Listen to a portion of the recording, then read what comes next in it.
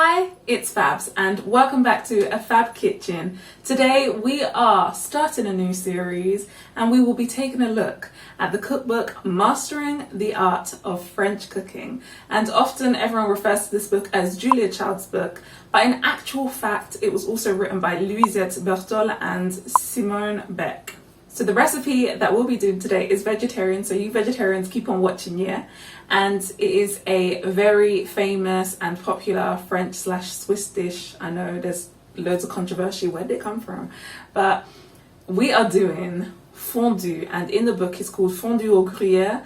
And so I'm really excited for this one. Like, you know, your gal's a French gal, so whenever I'm in France, I legit have to have fondue every single time. I'm so excited for this one because one, as I told you, I love fondue, and also like I'm excited to see how this tastes in comparison to my granddad's, because my granddad, like, swear down, makes the best fondue in the entirety of France. Well, you know, I never know, but I love his fondue. Like, Papi's fondue is the best, and I'm sure my entire family will tell you that, but you don't know them, so just take my word for it. Yeah. In this series, I am promoting One Dotty Duck earrings. Literally, take a look at these beauties. Oh, here's another. Oh, and there's another. So definitely check out all of her earrings and check her out on Instagram and on Etsy, because these are honestly, they're so lovely. And plus, literally, they jingle when you move. Are you telling me you don't want that out of an earring? But yeah, let's get cooking. The ingredients we'll be working with today are vermouth, flour, milk, salt, pepper, garlic, shallot, cayenne pepper, ground nutmeg, unsalted butter, gruyere, an egg yolk, and of course we're going to need some bread for all that fondue. First off, chop that bread, then get straight on to the fondue. We're going to start off by making the garlic and wine flavouring. So let's finely chop our shallot and mince that garlic. Alternatively, you can grate it. Chuck 1/4 ounce of butter into a small pan, and when it's melted, throw in your shallots and garlic. It doesn't specify a heat, but I cooked mine on medium heat until they were slightly softened. At that moment, add in your vermouth, whack up the heat to high, and let it reduce by half. This is how it should look. Once it's done, set it aside and get onto the creamy section of the fondue. We're going to start off like we're making a bechamel sauce, beginning with butter and flour going into the pan. Just remember, I'm acting dumb here, because I know very well usually you're supposed to let the butter melt and foam up before you add your flour, but it didn't actually mention that. So you guys acting dumb and added both of them in at the same time, but it didn't turn out too bad, you know. Cook it on medium heat for a couple of minutes, mixing it to make sure it doesn't brown. It should end up looking like this. Then add in your milk that has been heating up while your butter and flour have been doing a thing, and gradually add it in, whisking continuously. Don't you worry, it will get thicker before it thins out. Continue this step with your garlic and wine sauce, and it should end up looking like this.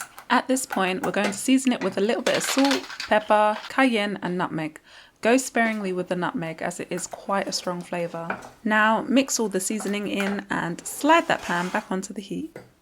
The book did say to let it boil for 1 minute, but mine was way too thick to get it to bubble on, so I just heated it for a minute, stirring often as I didn't trust it not to burn if I did let it boil. I did get a surprise bubble though. Ooh, there it is. Take the pan off the heat again. At this point, I really felt like I was doing the hokey pokey with this pan. You put your right Pan, in, your right pan, out, in, out, you shake it all about. then add in your egg yolk and whisk as fast as you can. You don't want scrambled eggs, so keep on whisking to release some of the heat from the sauce. Add in your grated cheese. Here's some I prepared earlier. Add it in sections, whisking it in. It should end up looking somewhat like this, but it's not quite the texture fondue should be. At that point, I added in the butter, but the texture still wasn't there. It seemed as though the cheese just wasn't melting. Okay, so it's not the right texture yet. So I am going to put it back on the heat really, really low and try and mix it together, because when it comes to fondue, it is constantly basically on the heat when you're eating it, because you have the fondue fire. I don't have one of those. So I'm going to do that just to get the correct kind of texture, just to loosen it up a bit so I can actually dip that bread in and try some fondue. It's still not the greatest of textures, but it was as good as it was going to get. The cheese had all melted by now and the tiny bumps were just the shallots. The only thing left to do was to get the bread out and see how it compares to my puppies.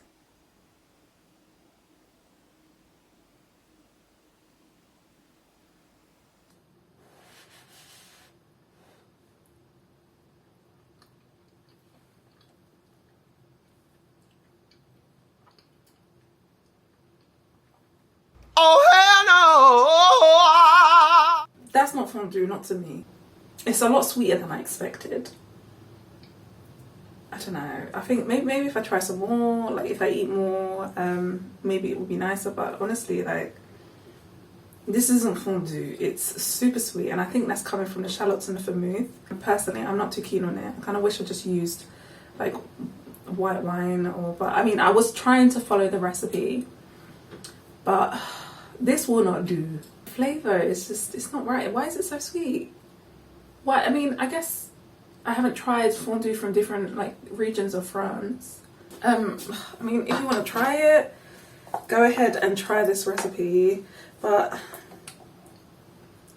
I don't know. Don't let your opinion be swayed of fondue by this recipe. I guess all the components together has just made it too sweet. I'm not sure whether this is going to get a good rating. I mean, I'm going to have my meal and I'll come back. Let's get on to ratings.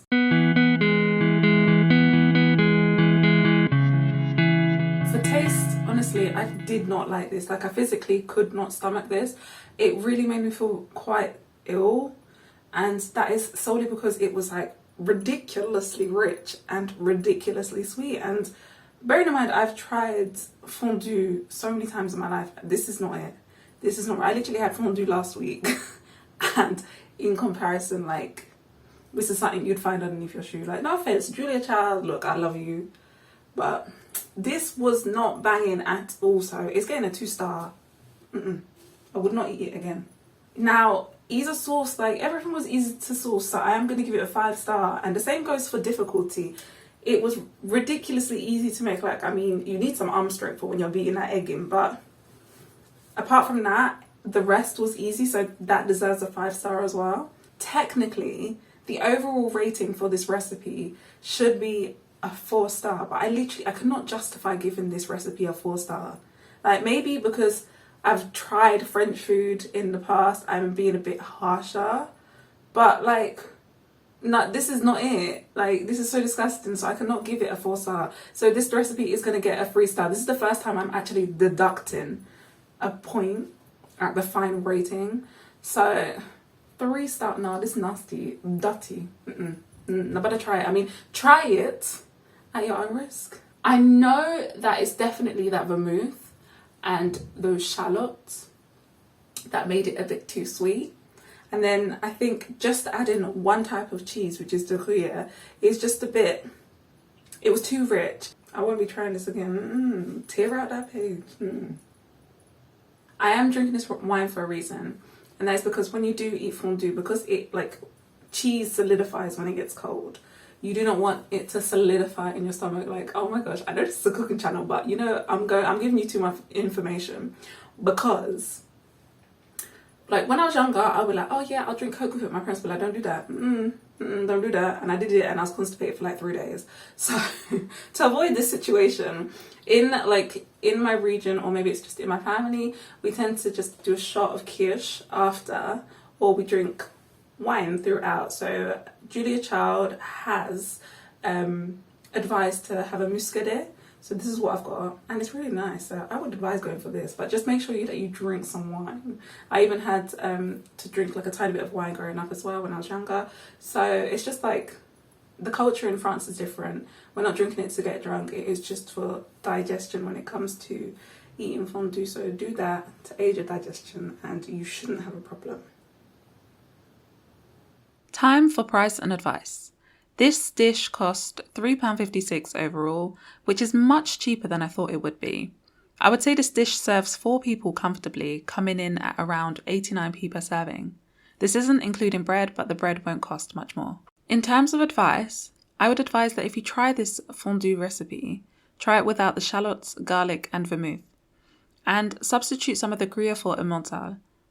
Finally, just stay away from this recipe and look up a better one online. I honestly felt so ill eating it, and again having to relive it editing this video. It was awful.